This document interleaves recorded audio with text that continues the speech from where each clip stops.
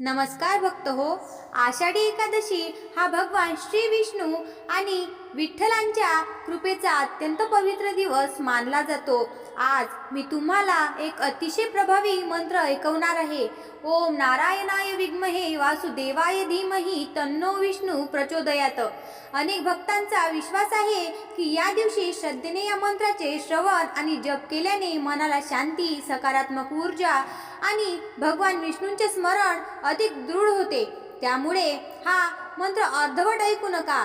संपूर्ण मंत्र मन लावून शेवटपर्यंत ऐका आणि मनोभावे ओम नमो नारायणाय असा जप करा.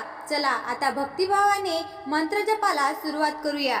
ओम नारायणाय विद्महे वासुदेवाय धीमहि तन्नो विष्णू प्रचोदयात. ओम नारायणाय विद्महे वासुदेवाय धीमहि तन्नो विष्णू प्रचोदयात. ओम नारायणाय विद्महे वासुदेवाय धीमहि तन्नो विष्णू प्रचोदयात. ओम नारायणाय विद्महे वासुदेवाय धीमहि तन्नो विष्णू प्रचोदयात. ओम नारायणाय विद्महे वासुदेवाय धीमहि तन्नो विष्णू प्रचोदयात. ओम नारायणाय विद्महे वासुदेवाय धीमहि तन्नो विष्णू प्रचोदयात. ओम नारायणाय विद्महे वासुदेवाय धीमहि तन्नो विष्णू प्रचोदयात. ओम नारायणाय विद्महे वासुदेवाय धीमहि तन्नो विष्णू प्रचोदयात. ओम नारायणाय विद्महे वासुदेवाय धीमहि तन्नो विष्णू प्रचोदयात. ओम नारायणाय विद्महे वासुदेवाय धीमहि तन्नो विष्णू प्रचोदयात. ओम नारायणाय विद्महे वासुदेवाय धीमहि तन्नो विष्णू प्रचोदयात. ओम नारायणाय विद्महे वासुदेवाय धीमहि तन्नो विष्णू प्रचोदयात. ओम नारायणाय विद्महे वासुदेवाय धीमहि तन्नो विष्णू प्रचोदयात. ओम नारायणाय विद्महे वासुदेवाय धीमहि तन्नो विष्णू प्रचोदयात. ओम नारायणाय विद्महे वासुदेवाय धीमहि तन्नो विष्णू प्रचोदयात. ओम नारायणाय विद्महे वासुदेवाय धीमहि तन्नो विष्णू प्रचोदयात.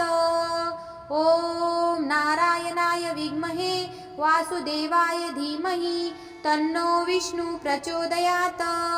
ओम नारायणाय विद्महे वासुदेवाय धीमहि तन्नो विष्णू प्रचोदयात. ओम नारायणाय विद्महे वासुदेवाय धीमहि तन्नो विष्णू प्रचोदयात. ओम नारायणाय विद्महे वासुदेवाय धीमहि तन्नो विष्णू प्रचोदयात. ओम नारायणाय विद्महे वासुदेवाय धीमहि तन्नो विष्णू प्रचोदयात.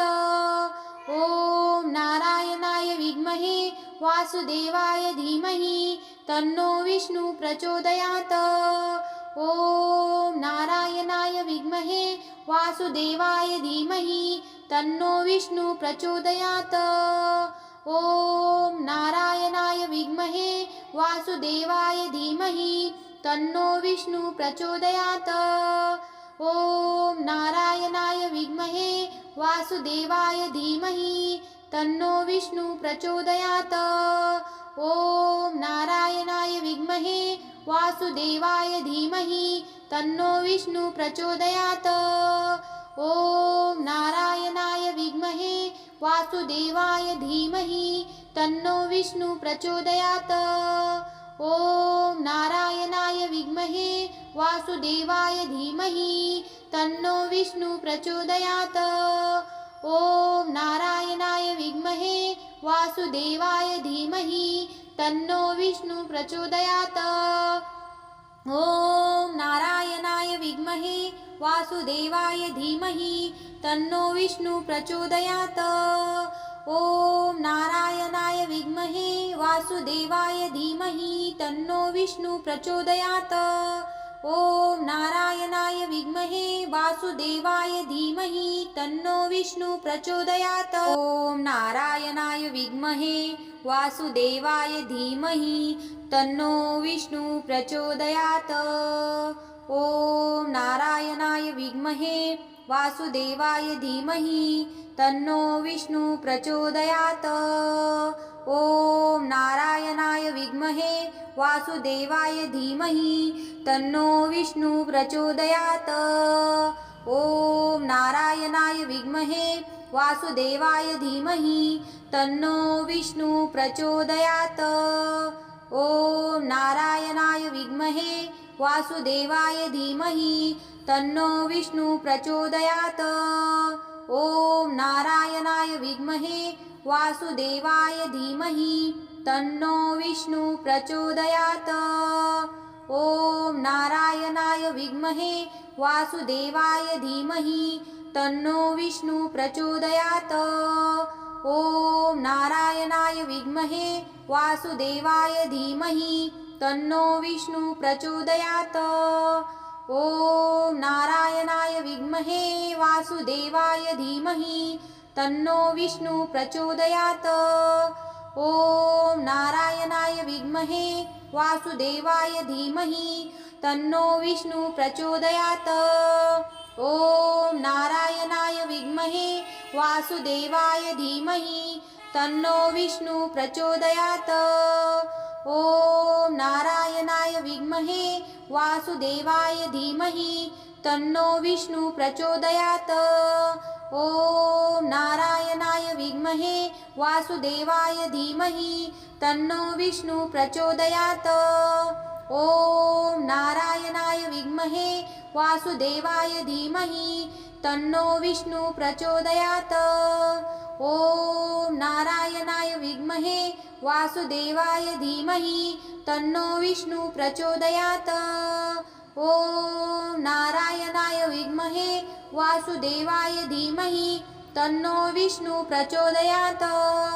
ॐ नारायणाय विद्महे वासुदेवाय धीमहि तन्नो विष्णु प्रचोदयात्। ॐ नारायणाय विद्महे वासुदेवाय धीमहि तन्नो विष्णु प्रचोदयात्। ॐ नारायणाय विद्महे वासुदेवाय धीमहि तन्नो विष्णु प्रचोदयात्। ॐ नारायणाय विद्महे वासुदेवाय धीमहि तन्नो विष्णु प्रचोदयात्। ॐ नारायणाय विद्महे वासुदेवाय धीमहि तन्नो विष्णु प्रचोदयात्। ॐ नारायणाय विद्महे वासुदेवाय धीमहि तन्नो विष्णु प्रचोदयात्। ॐ नारायणाय विद्महे वासुदेवाय धीमहि तन्नो विष्णु प्रचोदयात्। ॐ नारायणाय विद्महे वासुदेवाय धीमहि तन्नो विष्णु प्रचोदयात्। ॐ नारायणाय विद्महे वासुदेवाय धीमहि तन्नो विष्णु प्रचोदयात्। ॐ नारायणाय विद्महे वासुदेवाय धीमहि तन्नो विष्णु प्रचोदयात्। ॐ नारायणाय विद्महे वासुदेवाय धीमहि तन्नो विष्णु प्रचोदयात्। ॐ नारायणाय विद्महे वासुदेवाय धीमहि तन्नो विष्णु प्रचोदयात्। ॐ नारायणाय विद्महे वासुदेवाय धीमहि तन्नो विष्णु प्रचोदयात्। ॐ नारायणाय विद्महे वासुदेवाय धीमहि तन्नो विष्णु प्रचोदयात्। ॐ नारायणाय विद्महे वासुदेवाय धीमहि तन्नो विष्णु प्रचोदयात्। ॐ नारायणाय विद्महे वासुदेवाय धीमहि तन्नो विष्णु प्रचोदयात्। ॐ नारायणाय विद्महे वासुदेवाय धीमहि तन्नो विष्णु प्रचोदयात्। ॐ नारायणाय विद्महे वासुदेवाय धीमहि तन्नो विष्णु प्रचोदयात्। ॐ नारायणाय विद्महे वासुदेवाय धीमहि तन्नो विष्णु प्रचोदयात्। ॐ नारायणाय विद्महे वासुदेवाय धीमहि तन्नो विष्णु प्रचोदयात्। ॐ नारायणाय विद्महे वासुदेवाय धीमहि तन्नो विष्णु प्रचोदयात्। ॐ नारायणाय विद्महे वासुदेवाय धीमहि तन्नो विष्णु प्रचोदयात्। ॐ नारायणाय विद्महे वासुदेवाय धीमहि तन्नो विष्णु प्रचोदयात्। ॐ नारायणाय विद्महे वासुदेवाय धीमहि तन्नो विष्णु प्रचोदयात्। ॐ नारायणाय विद्महे वासुदेवाय धीमहि तन्नो विष्णु प्रचोदयात्। ॐ नारायणाय विद्महे वासुदेवाय धीमहि तन्नो विष्णु प्रचोदयात्। ॐ नारायणाय विद्महे वासुदेवाय धीमहि तन्नो विष्णु प्रचोदयात्। ॐ नारायणाय विद्महे वासुदेवाय धीमहि तन्नो विष्णु प्रचोदयात्। ॐ नारायणाय विद्महे वासुदेवाय धीमहि तन्नो विष्णु प्रचोदयात्। ॐ नारायणाय विद्महे वासुदेवाय धीमहि तन्नो विष्णु प्रचोदयात्। ॐ नारायणाय विद्महे वासुदेवाय धीमहि तन्नो विष्णु प्रचोदयात्। ॐ नारायणाय विद्महे वासुदेवाय धीमहि तन्नो विष्णु प्रचोदयात्। ॐ नारायणाय विद्महे वासुदेवाय धीमहि तन्नो विष्णु प्रचोदयात्।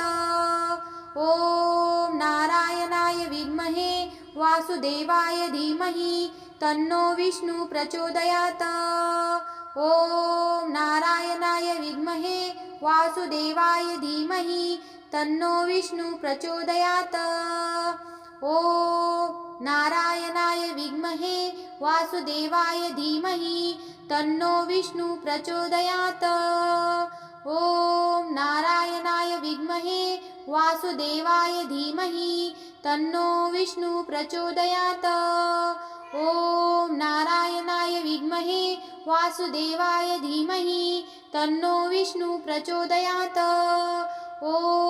नारायणाय विद्महे वासुदेवाय धीमहि तन्नो विष्णु प्रचोदयात्। ॐ नारायणाय विद्महे वासुदेवाय धीमहि तन्नो विष्णु प्रचोदयात्। ॐ नारायणाय विद्महे वासुदेवाय धीमहि तन्नो विष्णु प्रचोदयात्। ॐ नारायणाय विद्महे वासुदेवाय धीमहि तन्नो विष्णु प्रचोदयात्। ॐ नारायणाय विद्महे वासुदेवाय धीमहि तन्नो विष्णु प्रचोदयात्। ॐ नारायणाय विद्महे वासुदेवाय धीमहि तन्नो विष्णु प्रचोदयात्। ॐ नारायणाय विद्महे वासुदेवाय धीमहि तन्नो विष्णु प्रचोदयात्। ॐ नारायणाय विद्महे वासुदेवाय धीमहि तन्नो विष्णु प्रचोदयात्। ॐ नारायणाय विद्महे वासुदेवाय धीमहि तन्नो विष्णु प्रचोदयात्।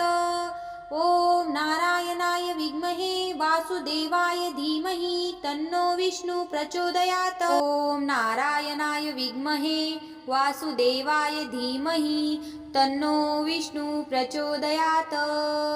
ॐ नारायणाय विद्महे वासुदेवाय धीमहि तन्नो विष्णु प्रचोदयात्। ॐ नारायणाय विद्महे वासुदेवाय धीमहि तन्नो विष्णु प्रचोदयात्। ॐ नारायणाय विद्महे वासुदेवाय धीमहि तन्नो विष्णु प्रचोदयात्। ॐ नारायणाय विद्महे वासुदेवाय धीमहि तन्नो विष्णु प्रचोदयात्। ॐ नारायणाय विद्महे वासुदेवाय धीमहि तन्नो विष्णु प्रचोदयात्। ॐ नारायणाय विद्महे वासुदेवाय धीमहि तन्नो विष्णु प्रचोदयात्। ॐ नारायणाय विद्महे वासुदेवाय धीमहि तन्नो विष्णु प्रचोदयात्। ॐ नारायणाय विद्महे वासुदेवाय धीमहि तन्नो विष्णु प्रचोदयात्। ॐ नारायणाय विद्महे वासुदेवाय धीमहि तन्नो विष्णु प्रचोदयात्। ॐ नारायणाय विद्महे वासुदेवाय धीमहि तन्नो विष्णु प्रचोदयात्। ॐ नारायणाय विद्महे वासुदेवाय धीमहि तन्नो विष्णु प्रचोदयात्। ॐ नारायणाय विद्महे वासुदेवाय धीमहि तन्नो विष्णु प्रचोदयात्। ॐ नारायणाय विद्महे वासुदेवाय धीमहि तन्नो विष्णु प्रचोदयात्। ॐ नारायणाय विद्महे वासुदेवाय धीमहि तन्नो विष्णु प्रचोदयात्। ॐ नारायणाय विद्महे वासुदेवाय धीमहि तन्नो विष्णु प्रचोदयात्। ॐ नारायणाय विद्महे वासुदेवाय धीमहि तन्नो विष्णु प्रचोदयात्। ॐ नारायणाय विद्महे वासुदेवाय धीमहि तन्नो विष्णु प्रचोदयात्। ॐ नारायणाय विद्महे वासुदेवाय धीमहि तन्नो विष्णु प्रचोदयात्। ॐ नारायणाय विद्महे वासुदेवाय धीमहि तन्नो विष्णु प्रचोदयात्। ॐ नारायणाय विद्महे वासुदेवाय धीमहि तन्नो विष्णु प्रचोदयात्। ॐ नारायणाय विद्महे वासुदेवाय धीमहि तन्नो विष्णु प्रचोदयात्। ॐ नारायणाय विद्महे वासुदेवाय धीमहि तन्नो विष्णु प्रचोदयात्। ॐ नारायणाय विद्महे वासुदेवाय धीमहि तन्नो विष्णु प्रचोदयात्। ॐ नारायणाय विद्महे वासुदेवाय धीमहि तन्नो विष्णु प्रचोदयात्। ॐ नारायणाय विद्महे वासुदेवाय धीमहि तन्नो विष्णु प्रचोदयात्। ॐ नारायणाय विद्महे वासुदेवाय धीमहि तन्नो विष्णु प्रचोदयात्। ॐ नारायणाय विद्महे वासुदेवाय धीमहि तन्नो विष्णु प्रचोदयात्। ॐ नारायणाय विद्महे वासुदेवाय धीमहि तन्नो विष्णु प्रचोदयात्। ॐ नारायणाय विद्महे वासुदेवाय धीमहि तन्नो विष्णु प्रचोदयात्। ॐ नारायणाय विद्महे वासुदेवाय धीमहि तन्नो विष्णु प्रचोदयात्। ॐ नारायणाय विद्महे वासुदेवाय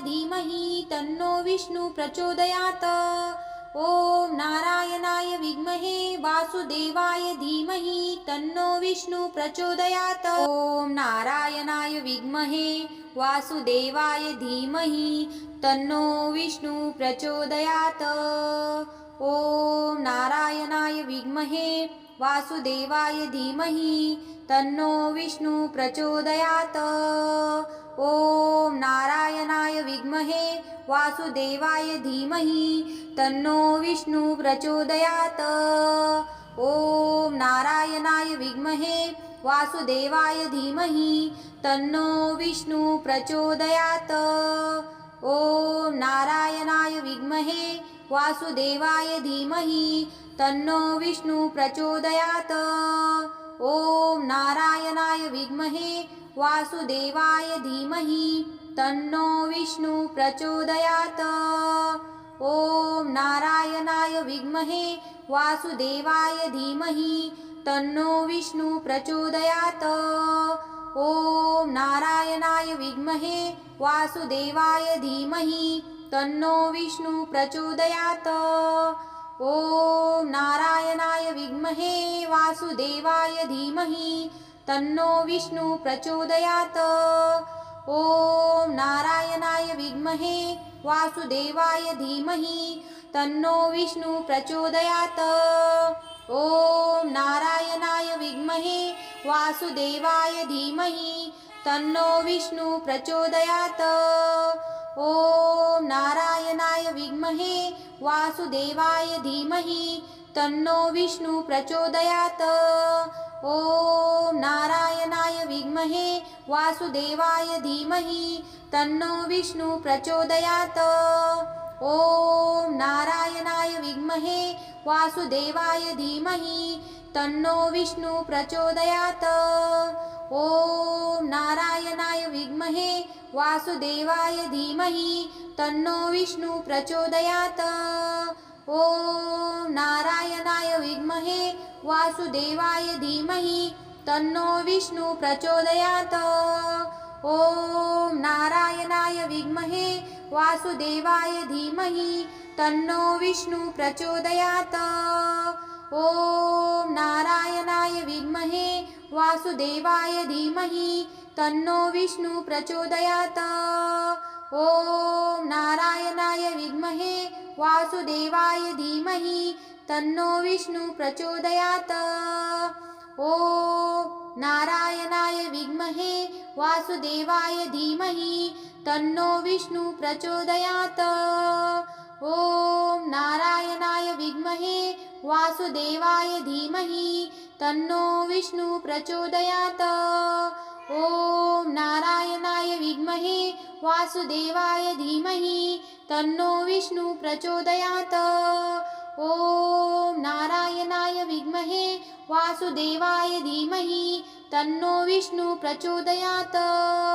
ॐ नारायणाय विद्महे वासुदेवाय धीमहि तन्नो विष्णु प्रचोदयात्।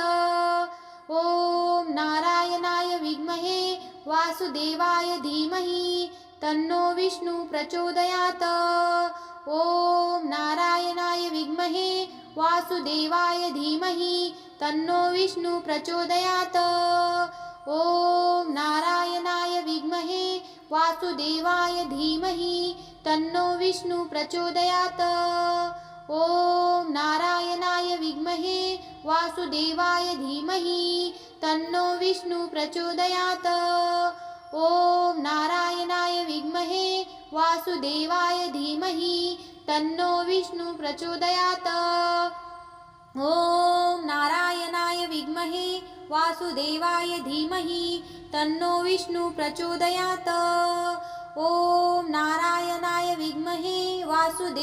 धीमहि तन्नो विष्णु प्रचोदयात्। ॐ नारायणाय विद्महे वासुदेवाय धीमहि तन्नो विष्णु प्रचोदयात्। ॐ नारायणाय विद्महे वासुदेवाय धीमहि तन्नो विष्णु प्रचोदयात्। ॐ नारायणाय विद्महे वासुदेवाय धीमहि तन्नो विष्णु प्रचोदयात्। ॐ नारायणाय विद्महे वासुदेवाय धीमहि तन्नो विष्णु प्रचोदयात्। ॐ नारायणाय विद्महे वासुदेवाय धीमहि तन्नो विष्णु प्रचोदयात्। ॐ नारायणाय विद्महे वासुदेवाय धीमहि तन्नो विष्णु प्रचोदयात्। ॐ नारायणाय विद्महे वासुदेवाय धीमहि तन्नो विष्णु प्रचोदयात्। ॐ नारायणाय विद्महे वासुदेवाय धीमहि तन्नो विष्णु प्रचोदयात्। ॐ नारायणाय विद्महे वासुदेवाय धीमहि तन्नो विष्णु प्रचोदयात्। ॐ नारायणाय विद्महे वासुदेवाय धीमहि तन्नो विष्णु प्रचोदयात्। ॐ नारायणाय विद्महे वासुदेवाय धीमहि तन्नो विष्णु प्रचोदयात्। ॐ नारायणाय विद्महे वासुदेवाय धीमहि तन्नो विष्णु प्रचोदयात्। ॐ नारायणाय विद्महे वासुदेवाय धीमहि तन्नो विष्णु प्रचोदयात्। ॐ नारायणाय विद्महे वासुदेवाय धीमहि तन्नो विष्णु प्रचोदयात्। ॐ नारायणाय विद्महे वासुदेवाय धीमहि तन्नो विष्णु प्रचोदयात्। ॐ नारायणाय विद्महे वासुदेवाय धीमहि तन्नो विष्णु प्रचोदयात्। ॐ नारायणाय विद्महे वासुदेवाय धीमहि तन्नो विष्णु प्रचोदयात्। ॐ नारायणाय विद्महे वासुदेवाय धीमहि तन्नो विष्णु प्रचोदयात्। ॐ नारायणाय विद्महे वासुदेवाय धीमहि तन्नो विष्णु प्रचोदयात्। ॐ नारायणाय विद्महे वासुदेवाय धीमहि तन्नो विष्णु प्रचोदयात्। ॐ नारायणाय विद्महे वासुदेवाय धीमहि तन्नो विष्णु प्रचोदयात्। ॐ नारायणाय विद्महे वासुदेवाय धीमहि तन्नो विष्णु प्रचोदयात्। ॐ नारायणाय विद्महे वासुदेवाय धीमहि तन्नो विष्णु प्रचोदयात्। ॐ नारायणाय विद्महे वासुदेवाय धीमहि तन्नो विष्णु प्रचोदयात्। ॐ नारायणाय विद्महे वासुदेवाय धीमहि तन्नो विष्णु प्रचोदयात्। ॐ नारायणाय विद्महे वासुदेवाय धीमहि तन्नो विष्णु प्रचोदयात्। ॐ नारायणाय विद्महे वासुदेवाय धीमहि तन्नो विष्णु प्रचोदयात्। ॐ नारायणाय विद्महे वासुदेवाय धीमहि तन्नो विष्णु प्रचोदयात्। ॐ नारायणाय विद्महे वासुदेवाय धीमहि तन्नो विष्णु प्रचोदयात्। ॐ नारायणाय विद्महे वासुदेवाय धीमहि तन्नो विष्णु प्रचोदयात्। ॐ नारायणाय विद्महे वासुदेवाय धीमहि तन्नो विष्णु प्रचोदयात्। ॐ नारायणाय विद्महे वासुदेवाय धीमहि तन्नो विष्णु प्रचोदयात्। ॐ नारायणाय विद्महे वासुदेवाय धीमहि तन्नो विष्णु प्रचोदयात्। ॐ नारायणाय विद्महे वासुदेवाय धीमहि तन्नो विष्णु प्रचोदयात्। ॐ नारायणाय विद्महे वासुदेवाय धीमहि तन्नो विष्णु प्रचोदयात्। ॐ नारायणाय विद्महे वासुदेवाय धीमहि तन्नो विष्णु प्रचोदयात्। ॐ नारायणाय विद्महे वासुदेवाय धीमहि तन्नो विष्णु प्रचोदयात्। ॐ नारायणाय विद्महे वासुदेवाय धीमहि तन्नो विष्णु प्रचोदयात्। ॐ नारायणाय विद्महे वासुदेवाय धीमहि तन्नो विष्णु प्रचोदयात्। ॐ नारायणाय विद्महे वासुदेवाय धीमहि तन्नो विष्णु प्रचोदयात्। ॐ नारायणाय विद्महे वासुदेवाय धीमहि तन्नो विष्णु प्रचोदयात्। ॐ नारायणाय विद्महे वासुदेवाय धीमहि तन्नो विष्णु प्रचोदयात्। ॐ नारायणाय विद्महे वासुदेवाय धीमहि तन्नो विष्णु प्रचोदयात्। ॐ नारायणाय विद्महे वासुदेवाय धीमहि तन्नो विष्णु प्रचोदयात्। ॐ नारायणाय विद्महे वासुदेवाय धीमहि तन्नो विष्णु प्रचोदयात्। ॐ नारायणाय विद्महे वासुदेवाय धीमहि तन्नो विष्णु प्रचोदयात्। ॐ नारायणाय विद्महे वासुदेवाय धीमहि तन्नो विष्णु प्रचोदयात्। ॐ नारायणाय विद्महे वासुदेवाय धीमहि तन्नो विष्णु प्रचोदयात्। ॐ नारायणाय विद्महे वासुदेवाय धीमहि तन्नो विष्णु प्रचोदयात्। ॐ नारायणाय विद्महे वासुदेवाय धीमहि तन्नो विष्णु प्रचोदयात्। ॐ नारायणाय विद्महे वासुदेवाय धीमहि तन्नो विष्णु प्रचोदयात्। ॐ नारायणाय विद्महे वासुदेवाय धीमहि तन्नो विष्णु प्रचोदयात्। ॐ नारायणाय विद्महे वासुदेवाय धीमहि तन्नो विष्णु प्रचोदयात्। ॐ नारायणाय विद्महे वासुदेवाय धीमहि तन्नो विष्णु प्रचोदयात्। ॐ नारायणाय विद्महे वासुदेवाय धीमहि तन्नो विष्णु प्रचोदयात्। ॐ नारायणाय विद्महे वासुदेवाय धीमहि तन्नो विष्णु प्रचोदयात्। ॐ नारायणाय विद्महे वासुदेवाय धीमहि तन्नो विष्णु प्रचोदयात्। ॐ नारायणाय विद्महे वासुदेवाय धीमहि तन्नो विष्णु प्रचोदयात्। ॐ नारायणाय विद्महे वासुदेवाय धीमहि तन्नो विष्णु प्रचोदयात्। ॐ नारायणाय विद्महे वासुदेवाय धीमहि तन्नो विष्णु प्रचोदयात्। ॐ नारायणाय विद्महे वासुदेवाय धीमहि तन्नो विष्णु प्रचोदयात्। ॐ नारायणाय विद्महे वासुदेवाय धीमहि तन्नो विष्णु प्रचोदयात्। ॐ नारायणाय विद्महे वासुदेवाय धीमहि तन्नो विष्णु प्रचोदयात्। ॐ नारायणाय विद्महे वासुदेवाय धीमहि तन्नो विष्णु प्रचोदयात्। ॐ नारायणाय विद्महे वासुदेवाय धीमहि तन्नो विष्णु प्रचोदयात्। ॐ नारायणाय विद्महे वासुदेवाय धीमहि तन्नो विष्णु प्रचोदयात्। ॐ नारायणाय विद्महे वासुदेवाय धीमहि तन्नो विष्णु प्रचोदयात्। ॐ नारायणाय विद्महे वासुदेवाय धीमहि तन्नो विष्णु प्रचोदयात्।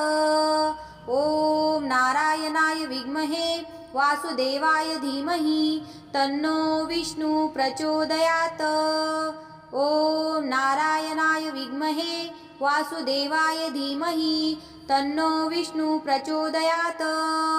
ॐ नारायणाय विद्महे वासुदेवाय धीमहि तन्नो विष्णु प्रचोदयात्।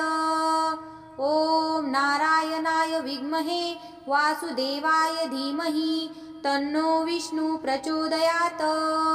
ॐ नारायणाय विद्महे वासुदेवाय धीमहि तन्नो विष्णु प्रचोदयात्।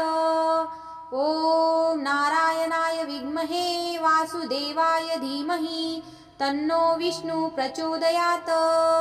ॐ नारायणाय विद्महे वासुदेवाय धीमहि तन्नो विष्णु प्रचोदयात्। ॐ नारायणाय विद्महे वासुदेवाय धीमहि तन्नो विष्णु प्रचोदयात्। ॐ नारायणाय विद्महे वासुदेवाय धीमहि तन्नो विष्णु प्रचोदयात्। ॐ नारायणाय विद्महे वासुदेवाय धीमहि तन्नो विष्णु प्रचोदयात्।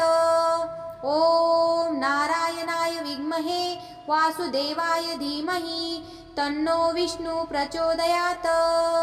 ॐ नारायणाय विद्महे वासुदेवाय धीमहि तन्नो विष्णु प्रचोदयात्।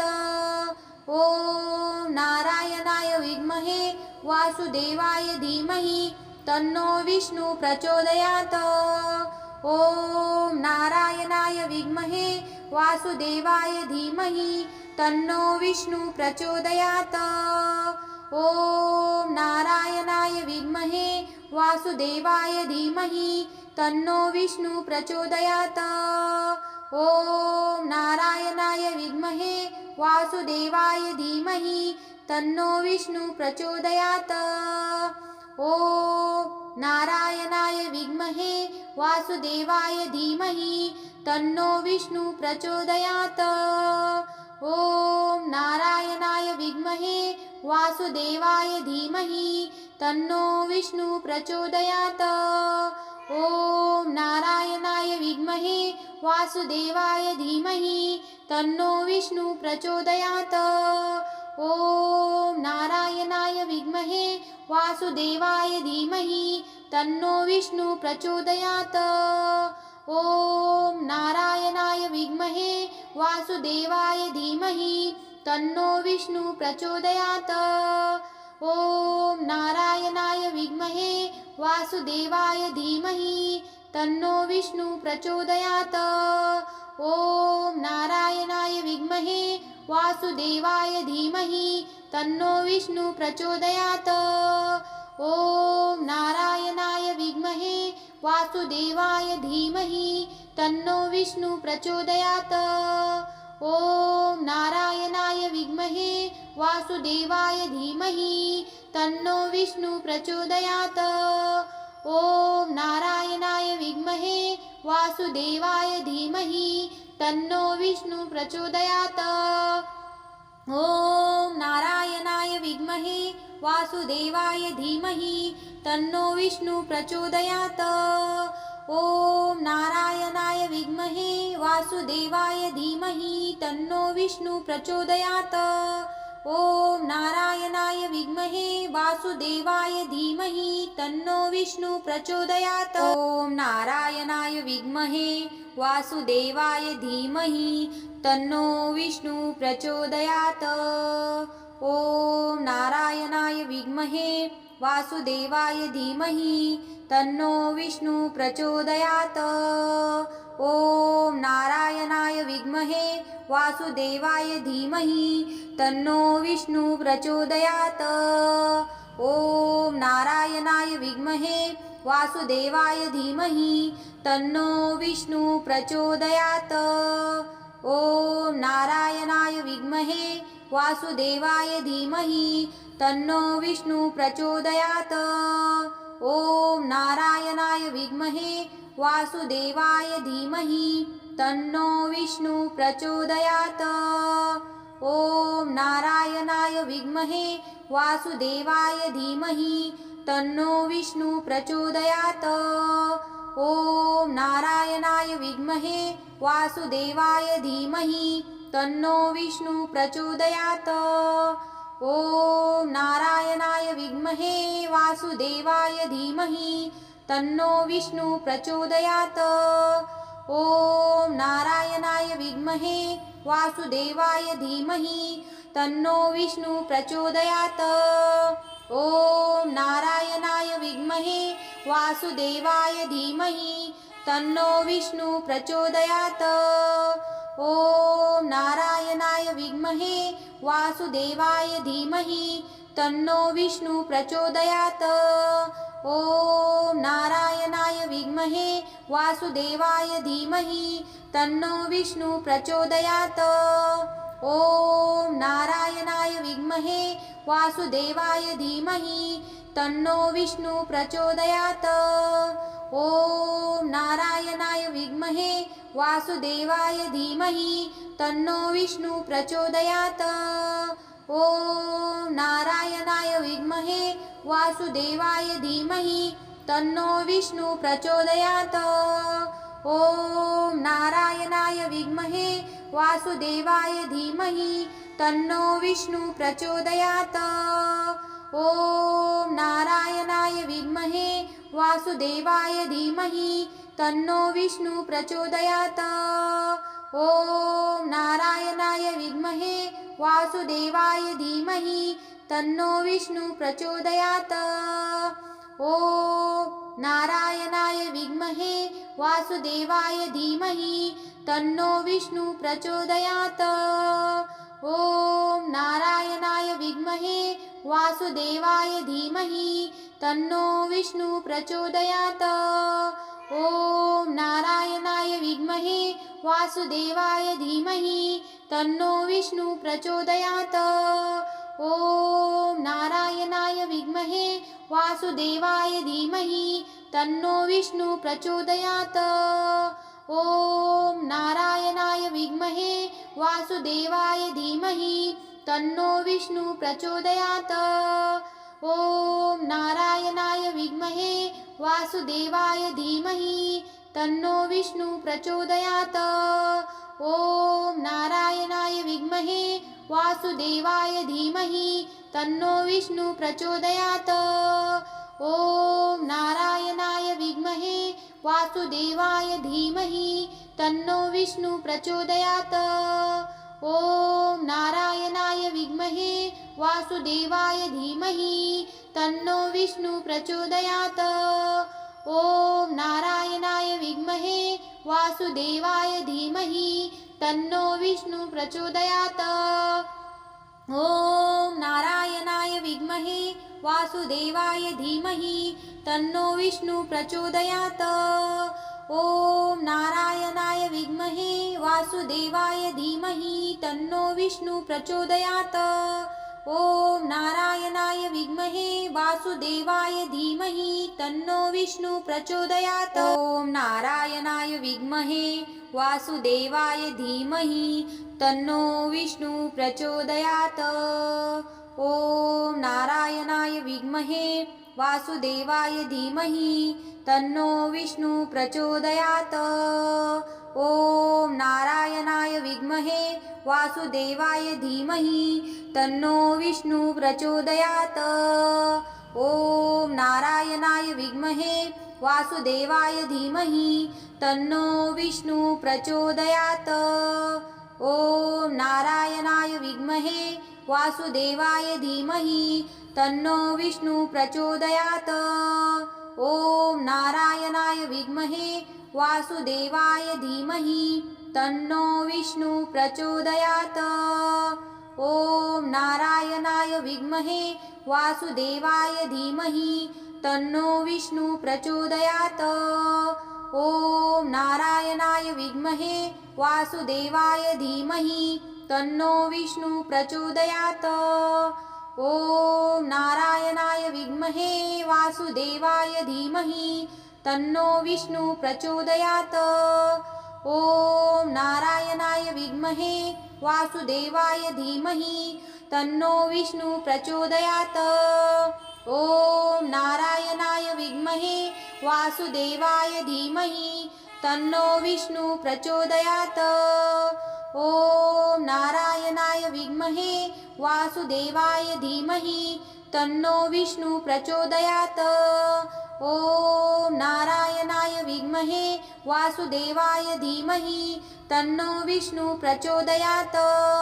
ॐ नारायणाय विद्महे वासुदेवाय धीमहि तन्नो विष्णु प्रचोदयात्। ॐ नारायणाय विद्महे वासुदेवाय धीमहि तन्नो विष्णु प्रचोदयात्।